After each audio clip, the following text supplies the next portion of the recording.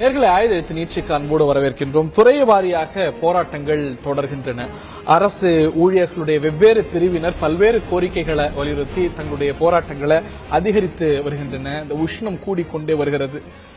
ஆசிரியர்கள் சென்ற சனிக்கிழமை பெரிய அளவுக்கு நடத்திய போராட்டம், அதைத் தொடர்ந்து செவிலியர்கள் போராட்டம், வணிக வரித்துறையினர் போராட்டம், ரெவென்யூ வருவாய்த்துறையினர் போராட்டம் அப்படின்னு வெவ்வேறு துறையைச் சேர்ந்தவர்கள் போராட்டத்தில் ஈடுபட்டு வருகிறார்கள். தொடர் கோரிக்கைகளை வைத்து அது நிறைவேறாத ஒரு சூழ்நிலையில இதை தவிர வேற வழி இல்லாம இந்த நிலைக்கு தள்ளப்பட்டிருக்கிறார்களா, அல்ல இது ஒரு வகையான பிரஷர் டாக்டிக்ஸா? தேர்தல் வருகிறது, இந்த சமயத்தில் போராட்டம் நடத்தும் பொழுது அதுவும் வெவ்வேறு வடிவங்கள்ல அறிவிக்கப்பட்டிருக்கிறது. பூட்டு போடும் போராட்டம், இந்த மாதிரி அதுவும் பள்ளிகள் ஆசிரியர்கள் நடத்தக்கூடிய போராட்டங்களால மாணவர்கள் பாதிக்கப்பட்டிருக்கிறார்கள். இந்த ஒரு பிரஷர் டாக்டிக்ஸ் ஆனது கடமை தவறலா அப்படிங்கிற கேள்விகளை எல்லாம் நமக்கு ஏற்படுத்துகின்றன.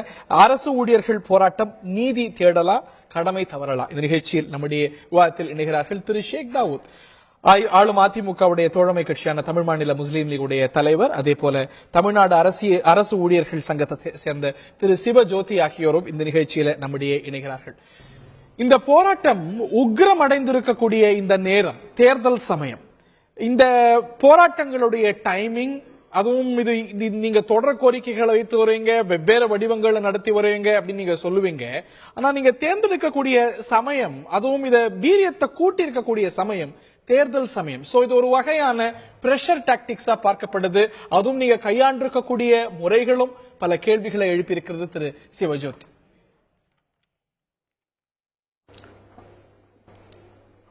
S sir. அதாவது தேர்தல் நேரத்தை நாங்க தேர்ந்தெடுக்கல. இது கடந்த 5 ஆண்டுகளாக தொடர்ந்து நாங்கள் எங்களுடைய கோரிக்கைகளை அரசாங்கத்துக்கு எடுத்து வைத்திருக்கிறோம். ஏறத்தாழ தலைமைச் செயலரிடம் எங்களுடைய பேசுவதற்காக மட்டும் 96 முறை எங்களுடைய சங்கத்தின் சார்பில் பேச்சுவார்த்தைக்கு அழைக்க வேண்டும் என்ற கோரிக்கை விடுக்கப்பட்டது. அது மட்டுமல்ல, கடந்த தேர்தலில் மதிப்புக்குரிய மாண்புமிகு தமிழக முதல்வர் அவர்கள் 3 மாதத்துக்கு ஒரு முறை எங்களுடைய சங்க நிர்வாகிகளை அழைத்து பேசுவதாக தேர்தல் பிரச்சாரத்தின் போதும் அறிக்கையிலும் தெரிவித்தார். ஆனால் ஒரு முறை கூட எங்கள் சங்க நிர்வாகிகளை அழைத்து பேசவில்லை. அவ்வப்போது பேசியிருந்தால் இந்த பிரச்சனைகள் முழுமையாக தீர்ந்திருக்கும். 5 ஆண்டுகளாக எந்த சங்கத்தையும் அழைத்து பேசாத ஒரு நிலையில தான் கடைசியாக இந்த போராட்டத்துக்கு நாங்கள் தள்ளப்பட்டோம். இது தேர்தல் நேரம் அல்ல. ஏற்கனவே நாங்கள் டிசம்பர் மாதமே இந்த போராட்டத்தை நடத்துவதாக முடிவெடுத்திருந்தோம். வெள்ள நிவாரணப் பணிகள் தொடர்ந்து இருந்த காரணத்தினால இந்த போராட்டத்தை தள்ளி வைத்து 10/2/2016 இந்த போராட்டத்தை நாங்கள் காலவரையற்ற வேலை போராட்டத்தை நடத்துவதற்கான முடிவுகளை எடுத்திருக்கிறோம். இந்த பல அம்சங்கள் குறித்த உங்களுடைய கோரிக்கைகள் புதிதல்ல, தொடர்ந்து வைத்து வரீங்க. அவ்வப்போது நீங்க போராடியும் இருக்கீங்க, நான் மறுக்கல. ஆனா இவ்வளவு துறைகள், இவ்வளவு அமைப்புகள் இந்த தருணத்தை தேர்ந்தெடுப்பது, நீங்க தேர்தல் இல்லைங்கிறீங்க. உங்களுடைய மற்றொரு தோழமை அமைப்பு ஆசிரியர் சங்கம் அவங்க சொல்றாங்க, இது ஒருவேளை அரசு எங்களுடைய கோரிக்கைகள் ஏத்துக்கலன்னா இது தேர்தலில் எதிரொலிக்கும் அப்படின்னு. நீங்க டிசம்பர்லனாலும் கூட அது தேர்தல் நெருக்கத்தில் வரக்கூடிய ஒரு விஷயம் தான். இந்த அளவுக்கு உக்கிரமா ஒரு 4 மாசத்துக்கு முன்னாடி இல்ல, ஒரு வருஷத்துக்கு முன்னாடி இல்ல, அன்னைக்கும் இந்த கோரிக்கைகளா இருந்தது. அன்னைக்கும் முதலமைச்சர் உங்களை யாரையும் சந்தித்து பேச்சுவார்த்தை நடத்தல. அதாவது தேர்தல் நேரம் எங்களுக்கு ஒரு சாதகமான அம்சமாக இருந்தா கூட இதுக்காக இந்த இடத்தை நாங்க இந்த நேரத்தை தேர்ந்தெடுக்கல. இது தொடர்ந்து நாங்கள் எங்களுடைய முறையீடுகளை அளித்த பிறகு கூட அரசாங்கம் எங்களது கோரிக்கைகளை புறந்தள்ளும் போது, இறுதியாக இந்த ஆட்சியின் இறுதி கட்டத்துக்கு வரும்போது எங்களுக்கு கோரிக்கை இந்த வலுவாக எடுத்து வைக்க வேண்டிய நேரம் வந்திருக்கிற காரணத்தினால்தான் வைத்திருக்கிறோம். அது மட்டுமல்ல, வருகிற காலத்தில் எங்களுக்கு 7வது ஊதியக்குழுடைய பரிந்துரைகள் அமலாக்கப்பட்டு புதிய ஊதிய மாற்றங்கள் வரும்போது ஏற்கனவே ஊதிய குழுவில் இருக்கிற முரண்பாடுகளை நீக்குவதற்கான தருணமாக நாங்கள் இதை பார்த்திருக்கிறோம். அதுதான் காரணம். நான் திரு ஷேக் தாவூத் அவர்கள்ட்ட கேட்க வரும்போது, இவர்கள் போராட்டம் வைத்திருக்கக்கூடிய அம்சங்கள்ல 15 அம்சம், பல அம்சம் அப்படின்னு வெவ்வேறு அமைப்புகள் போராட்டம் நடத்துறாங்க. அதுல பல அம்ச கோரிக்கைகள் இந்த அரசு அதிமுகவா கொடுத்த வாக்குறுதிகள் அது நிறைவேறாத போது, திரு சிவஜோதி சொன்னார் 3 மாதங்களுக்கு ஒரு முறை சந்திப்போங்கிற உத்தரவாதம் எல்லாமும் இருக்கு. அந்த பேச்சுவார்த்தைகள்லாம் நடந்தா இந்த ஒரு வேறுபாடுகளுக்கான, இந்த போராட்டத்துக்கான தேவை இருந்திருக்காது. அதாவது முதல்ல அரசு அதிகாரிகள் பொறுப்பை உணர்ந்து நடந்துக்கணும். முதல்ல இது பொறுப்பு இல்லாம நடக்கிறதுங்கிறது மக்கள் சேவையில உள்ளவங்க. பொறுப்பற்ற தன்மை அது நான் வருத்தப்படக்கூடிய ஒரு விஷயம். அதாவது மாணவர்களுக்கு தொடர்ந்து லீவு விட்டு அந்த லீவுனால இனிமே லீவு விட முடியாது, தொடர்ச்சியாக பாடத்தை நடத்தி அவங்களுடைய அந்த செமஸ்டர் எல்லாம் முடிக்கணும் அப்படிங்கிறதுக்காக அரசு சொல்லியிருக்கு. அதையும் மீறி 3 நாள் நாங்க ஸ்கூலுக்கு போக மாட்டோம், வேலைக்கு வர மாட்டோம், எங்களுக்கு இதுதான் நேரம் அப்படின்னு பேசுறது. அதே மாதிரி வருமான வரித்துறையில இருக்கிறவங்க தன்னுடைய கட்டுப்பாட்டையும் நிகழ்வையும் மறந்து நம்ம அரசு ஊழியராக இருக்கிறோம், மக்கள் சேவையில இருக்கிறோம், அவங்க சம்பளமே வாங்கிட்டு இருந்தாலும் அவங்க மக்கள் சேவையில இருக்கிறாங்க. அரசியல் கட்சிகள் இருக்காங்க. எதற்காக அதிமுக உள்ளிட்ட கட்சிகள் பந்து நடத்தியது இல்லையா? ஒரு கோரிக்கை ஏற்கப்படாத போது அந்த நிலைக்கு நீங்க தள்ளப்படுவதால அதாவது அதுல நிலையை நீங்க புரியணும். அதாவது ஆர்ப்பாட்டங்கள் பந்து நடக்கிறது எங்களுக்கு ஒரு மணி நேரமோ 2 மணி நேரமோ 3 மணி நேரமோ இருக்கலாம். ஆனா பெரிய அளவுல மக்களை பாதிக்கக்கூடிய செயலை எந்த அரசியல் கட்சி செய்ய மாட்டாங்க. பந்து நடத்துவது மக்கள் சேவை அது உங்களுக்கு பெரிய அளவுல பாதிப்பை ஏற்படுத்தாது. இது மாணவர்களை எல்லாம் பாதிக்கும். மாணவர்களை 3 நாள் நீங்க போகல அப்படிங்கும்போது மாணவர்களை பாதிக்கும். அதே நேரத்தில் இன்னொன்னு முதல் 2வது வருஷத்திலேயே கோரிக்கை வச்ச மாத்திரத்துல அரசுக்கு அவகாசம் கொடுக்காம எடுப்பிலேயே செஞ்சிருந்தா நீங்க பொறுப்பற்ற தன்மைன்னு சொல்லலாம். கோரிக்கைகள், தொடர் கோரிக்கைகள், அடையாள போராட்டங்கள், அவ்வப்போது இது போன்ற ரேலிஸ் இதெல்லாம் நடந்த பிறகு உத்தரவாதங்கள் செயல்படலாம். இதுக்கான பேச்சுவார்த்தைக்கான சூழலே இல்லைங்க போது அவங்களுக்கு வேற என்ன அரசு உணர்ந்திருக்கும். அரசுக்கு இவங்க கோரிக்கை தான் வைக்கணும், தொடர்ந்து கேட்டுக்கொண்டுதான் இருக்கணும். அரசு அதை செயல்படுத்துவாங்க, செயல்படாம இருக்க மாட்டாங்க. கண்டிப்பா அந்த வாய்ப்புகளை தருவாங்க உங்களுக்கு. அதுல எந்த மாற்று கருத்தும் இருக்காது. ஏன்னா அரசு ஊழியர்களை வச்சுதான் அரசு இயந்திரம் இயங்கிக்கிட்டு இருக்கு. அதுல யாரும் மாற்று கருத்தை சொல்ல முடியாது. இவங்க மக்கள் சேவையில் இருக்கிறாங்க, அதுல எந்த மாற்று கருத்தும் இல்ல. ஆனால் அதை எடுத்துக்கொள்ற முறை, கையாளுற முறையில பக்குவம் வேணுங்கிறதா என்னுடைய. அந்த முறை சார்ந்த கேள்விகள் சில எழுகின்றன. பூட்டு போடக்கூடிய போராட்டம் அலுவலகத்துக்கு, அதுக்கப்புறம் பள்ளிகள் மாணவர்களை தவிக்க விட்டு திரு ஷேக் தாவூத் ஒரு முக்கியமான விஷயத்தை எழுப்பினார். ஏற்கனவே பள்ளிக்கூடங்களுக்கு லீவ் விட்டு எப்படி போஷனை கையாள போறோம், முடிக்க போறோம் அப்படிங்கிற சவால்கள் இருக்கிறது. ஆல்ரெடி அந்த ட்ரெமெண்டஸ் பிரஷர் மாணவர்கள், போர்டு எக்ஸாம் எழுதிருக்கக்கூடிய மாணவர்கள், அந்த மாணவர்களுக்கு மேலும் சிக்கல். அரசு அலுவலகங்களுக்கு பூட்டு போடுவோங்கிற எச்சரிக்கை, அந்த செயல்கள் இவையெல்லாம் ஒரு சரியான முறைகளா? இது ஒரு பொறுப்பற்ற தனம் இல்லையான்னு கேட்கிறேன் திரு சிவஜோதி. அது அலுவலகத்துக்கு பூட்டு போடக்கூடிய அலுவலகத்துக்கு பூட்டு போடக்கூடிய போராட்டம் என்பது இப்பொழுது நாங்கள் திடீரென்று நடத்தவில்லை. தொடர்ந்து எங்களது முறையீடுகளை, ஆர்ப்பாட்டம், தர்ணா, உண்ணாவிரதம் போன்ற ஜனநாயகபூர்வமான வழிகளில் எங்களுடைய முறையீடுகளை தெரிவித்த பிறகு உரிய அரசு அதிகாரிகளை சந்தித்து எங்களது கோரிக்கை நிறைவேற்ற வேண்டும் என்று தொடர்ந்து வேண்டுகோள் விடுத்த பிறகும் அரசாங்கம் அதை கவனிக்காத காரணத்தினால்தான் இந்த நிலைமைக்கு நாங்கள் தள்ளப்பட்டிருக்கிறோம். தவிர திடீரென்று ஏதோ ஒரு நாள் திடீரென்று இந்த போராட்டத்தை நாங்கள் நடத்தவில்லை. இல்ல, மக்கள் இல்லையா இதனால அரசு பள்ளி ஆசிரியர்களோட போராட்டத்தினால பாதிக்கப்படுவது மாணவர்கள் இல்லையா? Already there under tremendous pressure. இல்ல, அரசாங்கத்துக்கு இதை பற்றி அக்கறை வேண்டும் அல்லவா? இந்த அரசாங்கத்துடைய அநேகமான நிரந்தர அங்கம் நீங்க, உங்களுக்கு கூடுதல் பொறுப்பு இல்லையா? நீங்க கவர்மெண்ட் சர்வன்ஸ் இல்லையா? பொதுமக்களுக்கு உங்களுக்கு பொறுப்பு இல்லையா? அக்கௌண்டபிலிட்டி இல்லையா? இல்லை, பொதுமக்கள் பாதிக்கப்படுறது எங்களுக்கு வருத்தமா தான் இருக்குது. பொதுமக்கள் பாதிக்கப்படக்கூடாதுதான் நாங்க நினைக்கிறோம். அதற்காக தான் தொடர்ந்து 5 ஆண்டுகளாக இந்த முறைகளை நாங்கள் வைத்துட்டு இருக்கோம். இது ஏதோ திடீரென்று நடத்த போராட்டம் அல்ல. அப்ப அரசாங்கம் இதை பற்றி கொஞ்சமாவது கவனித்திருக்க வேண்டும். உரிய அதிகாரிகள் இருக்கிறாங்க, அரசு அமைச்சர்கள் இருக்கிறாங்க, முதலமைச்சர் கூப்பிட்டு பேசியிருக்கலாம், தலைமைச் செயலாளர் கூப்பிட்டு பேசியிருக்கலாம். தொடர்ந்து எங்களது முறையீடுகளை வைத்த பிறகுதான் இந்த பிரச்சனை. கடந்த 22ஆம் தேதி ஒரு பெருந்தரல் முறையீட்டை அரசு ஊழியர்கள் நடத்தினார்கள். அதேபோல ஏற்கனவே ஆசிரியர்கள் தொடர்ச்சியாக உண்ணாவிரதம், ஒரு நாள் வேலைநிறுத்தம் உள்ளிட்ட பல்வேறு போராட்டங்களை நடத்திய பிறகு இந்த அரசாங்கம் முழுமையாக எங்களது பிரச்சனைகளை கவனிக்கவில்லை என்ற ஒரு நிலைமை வரும்போது நிச்சயமாக இது எங்கள் தீர்க்கே ஆக வேண்டும் என்ற பிரச்சனை வரும்போதுதான் நாங்கள் தேர்தல் நேரத்தில் இந்த போராட்டம் என்பதும் அதே போல அலுவலகத்தை மூடுகின்ற அந்த நடவடிக்கை மூடுகிறது என்பது நாங்கள் விரும்பி நடத்துவது அல்ல. அரசாங்கத்தின் நிலைப்பாட்டில் இருக்கக்கூடிய குறைபாடுகள் தான் இந்த பிரச்சனைக்கு தீர்வாக நீங்க அல்டிமேட்லி பொதுமக்கள் பெரும் இன்னல்களுக்கு உள்ளாகிறார்கள். உங்களுடைய கோரிக்கைகள் இருக்கக்கூடிய நியாயம் ஒரு பக்கம், அதற்கு நீங்க தேர்ந்தெடுக்கக்கூடிய முறைகள் தே ஆர் வெரி கோயர்சிவ் அப்படிங்கிற விமர்சனம் இருக்கிறது. அதே சமயத்தில் அவர் சொல்றது போல முதல்ல இங்க செஞ்சிடல, பேச்சுவார்த்தை நடத்திருந்தா, இதை சுமூகமா அரசும் முன்னெடுத்து சென்றிருந்தா இதற்கான அவசியம் இருக்காது. தேவை இருக்காது. நீங்க பேச்சுவார்த்தையை நடத்தாம அவங்கள சந்திப்பதை தவிர்ப்பது, இல்ல இதற்கு உத்தரவாதம் கொடுக்காம இருப்பது, இது நீட்டிச்சு கொள்ளே போகுது. அப்படிங்கும்போது வேற வழி இல்ல, தேர்தல் நெடுங்குதா, இதை முன்னெடுத்தாக வேண்டிய கட்டாயத்துக்கு அவர்கள் தள்ளப்படுகிறார்கள்.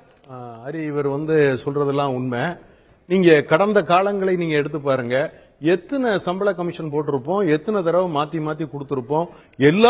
எல்லா காலங்கள்லயும் இவங்க ஆர்ப்பாட்டங்கள் போராட்டங்கள் செஞ்சிருக்கிறாங்க, அதையெல்லாம் கேட்டிருக்கிறாங்க, பேசியிருக்காங்க, உயர்த்தி கொடுத்திருக்கிறாங்க. அப்ப இது எப்படி இருக்கு அப்படின்னு கேட்டீங்கன்னா, இருவரும் அரசாங்கத்தினுடைய அங்கமாக செயல்படுறாங்க. இவங்க தேவைகளை அரசுக்கு தெரிவிக்கிறாங்க.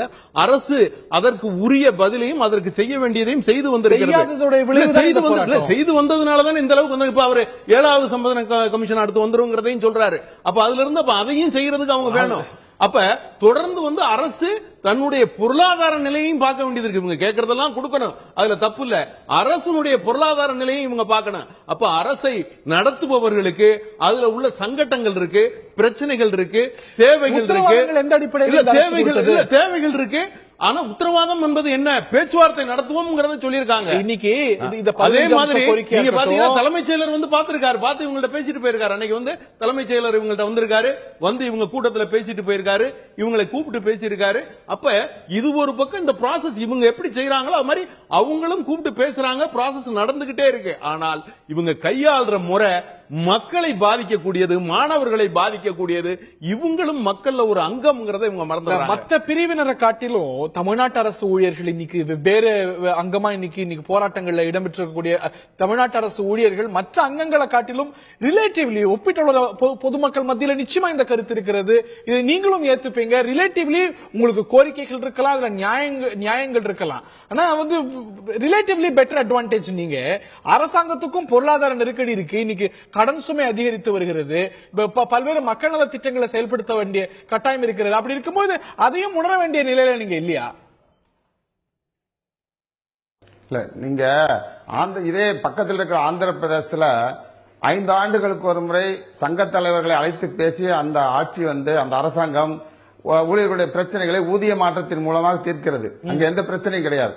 பக்கத்தில் இருக்கிற கேரள மாநிலத்தில் 5 ஆண்டுகளுக்கு ஒரு முறை ஊதிய மாற்றம் என்பது சங்க தலைவர்களை அழைத்து பேசி அதை தீர்க்கப்படுகிறது, அந்த பிரச்சனைகள் தீர்க்கப்படுகின்றன. ஆனா இந்த தமிழக ஆட்சியில அவர் பெரியவர் சொன்னது போல பல ஊதிய குழுக்கள் வந்திருக்கலாம். அந்த ஊதிய குழுக்கள் என்பது ஊழியர்களுடைய பிரச்சனைகளை தீர்ப்பதற்கு பதிலாக முரண்பாடுகளை அதிகரிக்கக்கூடிய நடவடிக்கையாக தான் இருந்தது.